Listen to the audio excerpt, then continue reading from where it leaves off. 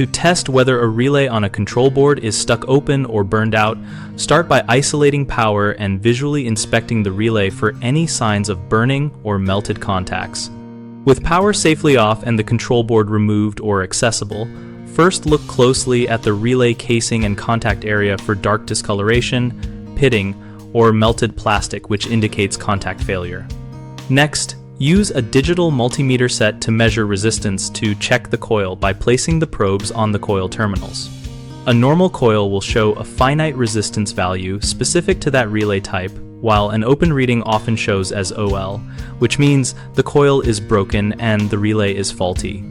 If the coil reads correctly, restore power and carefully command the relay to energize while measuring for the switching action by checking for voltage at the output terminal when the relay is activated.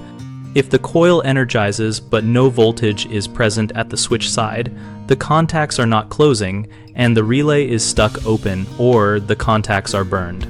For relays with removable sockets, you can gently wiggle the relay while energized to see if intermittent contact returns, which suggests a failing socket or contact seating issue.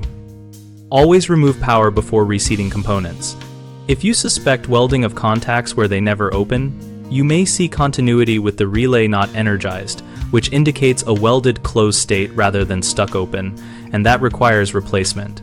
When replacing a relay, match the coil voltage and contact current rating exactly, and consider cleaning the socket pins and verifying control board driver outputs before installing the new part.